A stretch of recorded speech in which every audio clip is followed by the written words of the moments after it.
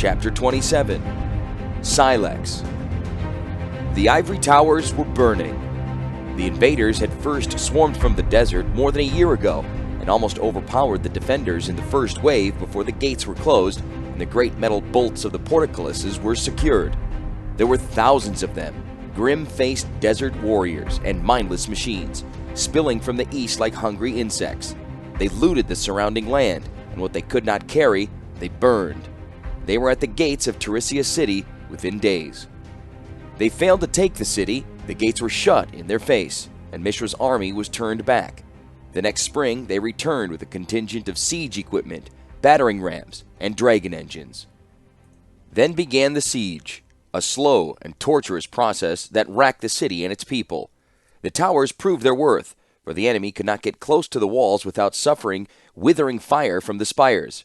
Each tower was in turn protected by the city walls behind it and by the adjacent towers. The entire city was wrapped in a cocoon of stone and protected by a bristling array of ballistas, archers, and grape-shot catapults. A flying dragon engine made an attempt to burn the city to the ground, but as it flew overhead, it disintegrated from the firepower and shot brought to bear against it. There was no second attempt by Mishra's forces to fly over Tirisia City. Through it all, there had been no clue as to the reason for the attack. The city had attempted to parley with the invaders, but any attempt to reason with them was met with arrow shot and swords. The intervening winter brought the city time, and the leaders used that time to fill the city's granaries, remove its innocents, and strengthen its defenses.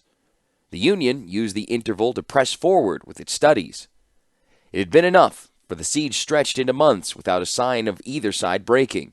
The scholars in their ivory towers had kept one of the two most powerful armies on the continent at bay, while they continued their own work, as they attempted to discover all the secrets of the third path, the path that was neither Mishra nor Urza.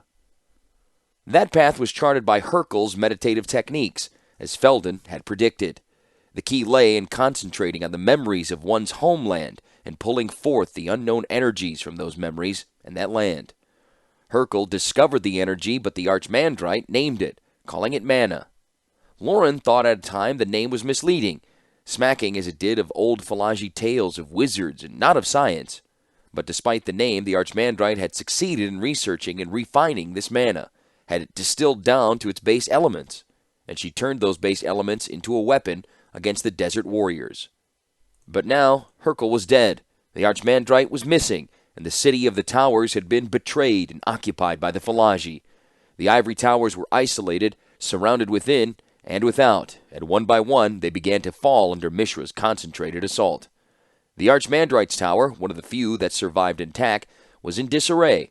In the center of the Archimandrite's hall, Drafna bellowed at the Sumafin guards, shouting final orders for a sortie. His balding pate was barely visible over the shoulders of the gathered guards, but Lauren knew the scholars shout anywhere. Drafna stood up on his chair to be better heard, and Lauren saw the wildness in his eyes, the manic intensity that seemed to grip the scholar like a fever since Hercule had perished. The passage of time had not weakened that fire. He had been there when his wife had died at the gates of the city, when the Gixens had betrayed them. They had all seen the dangers without, but had ignored the rot within. The other scholars had paid scant heed to the machine-worshipping priests as they moved among them, saying little but listening a great deal. The Gixens had learned much in Tirisia City, and the scholars often treated them as harmless, if backward people. When the priests of the Brotherhood felt they finally knew enough, they betrayed the scholars and opened the city gates to the enemy. Hercule, ever attentive, figured out what was happening and convinced Drafna to rally those guardsmen who remained loyal. Drafna's forces tried to press back the Falagi assault and close the gates before the enemy could enter the city proper. But Mishra's troops were ready for the assault and had a trio of dragon engines ready to capitalize on the treachery. Drafna's forces were scattered at the gates, and the dragon engines began to roll forward. That was when Hercule revealed to the enemy the greater power the Union had gained through her studies. Lauren had watched from the closest of the towers during the assault, trying to bring the catapults to bear against the advancing dragon engines without harming the loyal garrisons. Hercule stood at the city gate, and for a brief moment she was alone before the three dragon engines. She looked like a frail doll dressed in azure, her thick black hair flying like a pennant behind her. She closed her eyes and silently raised her arms, and the world around her began to change. A glow enveloped her, a sapphire hue as blue as the seas around the island of Latinam. It radiated outward, casting a new set of shadows against the ground. The human troops wavered under the light, and the dragon engines disappeared. They were not destroyed, nor did they simply fail or retreat. Instead, they slowly faded from view. The surroundings became clearer and clearer until the engines seemed to be no more than colored fog. Then they were gone. Gone through the actions of one woman. Hercule staggered from the force of her mystic work, and Mishra's human forces took advantage of her weakness to press forward. Her sapphire blue glow was dimmed, then extinguished entirely beneath a wave of spearmen. Hercule had defeated the artifacts, but not the warriors who accompanied them. Lauren saw Drafna trying to lead a charge to where his wife had disappeared beneath the spearmen, trying to hack his way through the enemy to reach her. But it was too late. The bald-headed scholar was driven back to another tower, and the city itself fell to Mishra's forces. The city was sacked and burned, its surviving populace butchered, and its glass roofs smashed so that not a single pane remained whole. The scholars in the towers collapsed their tunnels back into the city itself, sealed their windows against the smoke and the cries of the martyred, and prepared for the worst. First one, then a second, then a third of the ivory towers fell to the invaders, who moved in a circle around the city itself like an apocalyptic clock. There would be no salvation from the Falagi, no last-minute rescue.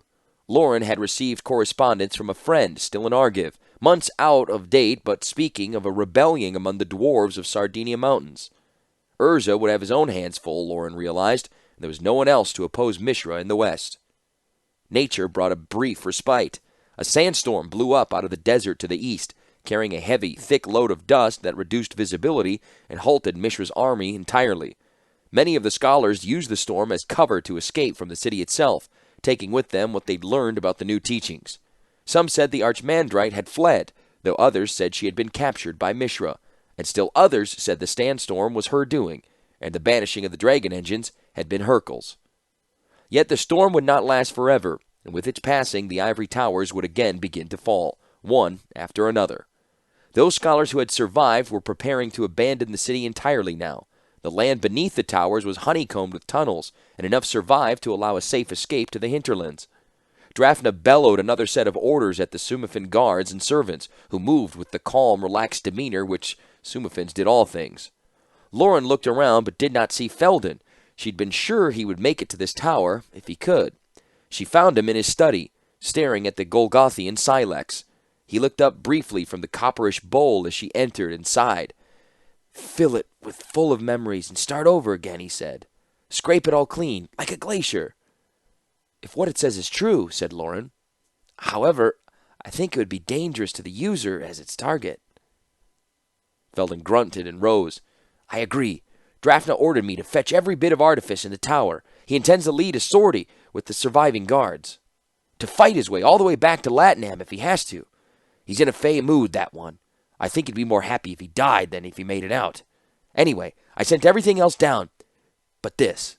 His voice died as he stroked the side of the silex. "Do you think it'll work?" asked Lauren. "That it will end everything as it claims?" Felden looked at her. "Do you want to find out?" he asked. Lauren looked at the bowl for a long moment, her thoughts racing. Then she shook her head. "There's too much we don't know about this." Felden nodded. "Agreed. But if we do not use something like this, what should we do with it?" "We should destroy it," said Lauren. "I don't know if we can," said Felden. "It's been beneath the sea for who knows how long, and it resisted every attempt to take a sliver of metal from its side. Perhaps Hercule could have done something with it, with her mana." Again he let his voice die.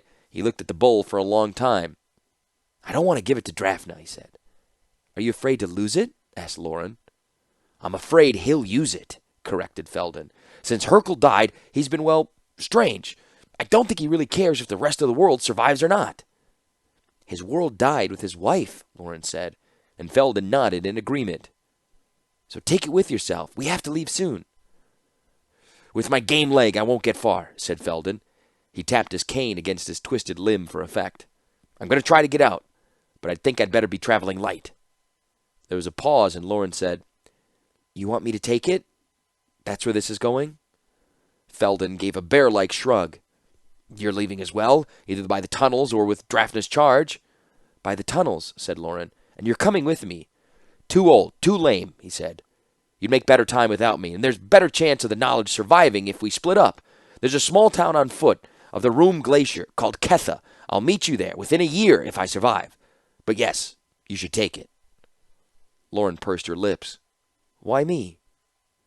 "Have you been able to use the meditative techniques?" asked Felden. "Have you been able to pull mana from the land?" Lauren held up her hands. "I don't believe that this is magic of any type. It's merely science that we have yet to understand." Felden leaned against his chair.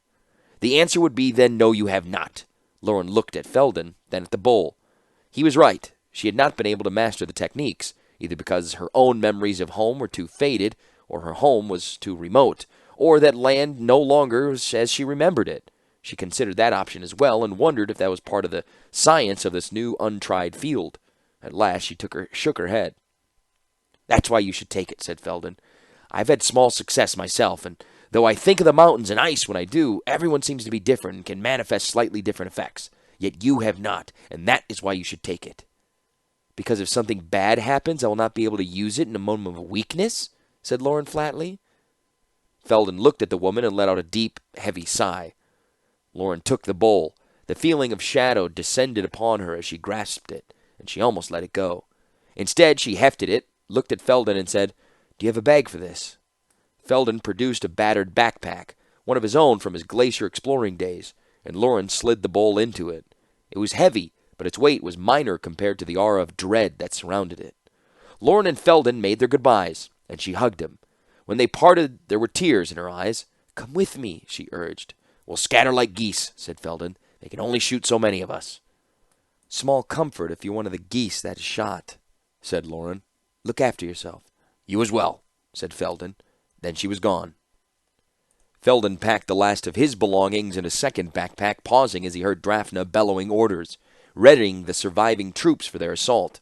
By now, Lauren would be in the tunnels, hopefully still free of Mishra's forces and the hated Gikshians. Felden hoisted his pack and shook it, trying to move the heavier items to the bottom.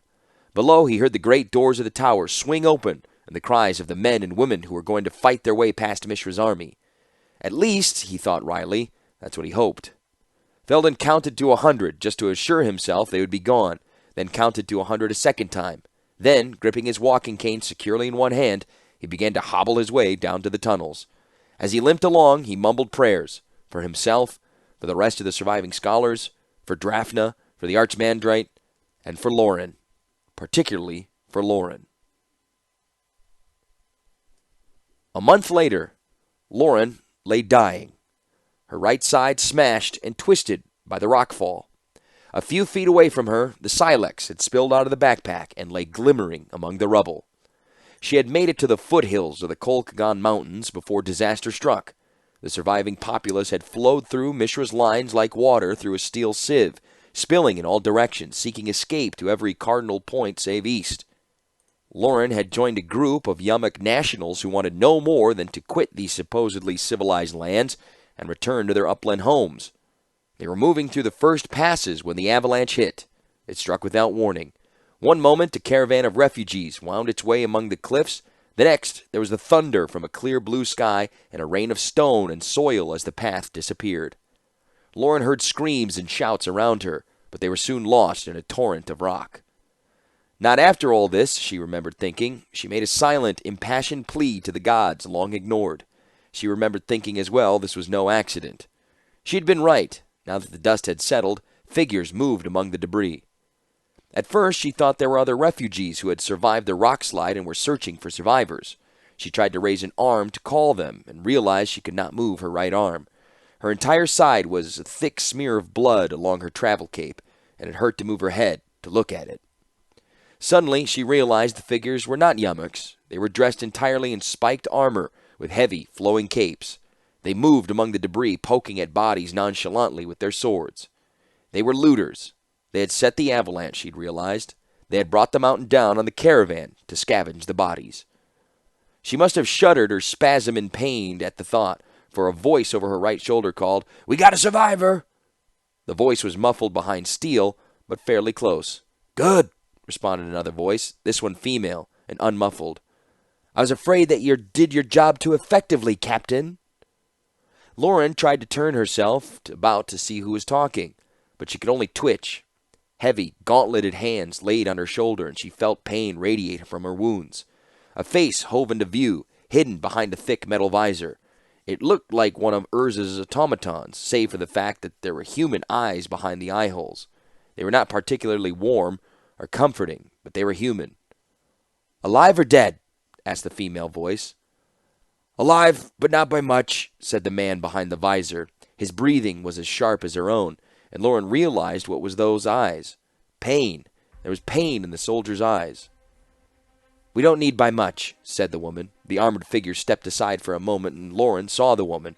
She was dressed in similar spiked armor, but lacked a helmet. Lauren could see thick, red curls spilling onto her shoulder plates. "We just need a little information," the woman continued coldly, "and then she can die like the others." There was no pain in this red-haired woman's eyes, only power. "Milady, look at this," said the soldier, coming back into view. He was carrying the bowl-shaped silex. Lauren must have tried to move, twisted in place, tried to say something. All she knew was that a moment later she was in intense pain, pain that seared through her like a blade. When her senses cleared again, she saw the red-haired leader turning the silex over in her hands. Ashnod, she realized, and wondered if her lips formed the words as she said them. But word was that Ashnod had been cast out from Mishra's camp. What was she doing here? With her own soldiers, then? "Interesting," said Ashnod, running her slender fingers along the inside of the bowl, tracing the script within as it spiraled to the base. "Most interesting. And I think our little friend knows about it. You're no Yamuk, nor a Falaji. Some scholar from the East, perhaps?" Lauren said nothing and wondered if she'd be able to die before anything else horrible happened to her. The story of Ashnod's cruelty were legendary. The red-haired woman seemed to read her mind, for she said, "We're going to have to nurse this one back to health, Captain. And then she has much that she's going to tell us. I'm sure of that." Lauren willed herself to die, but her only reward was Ashnod's laughter.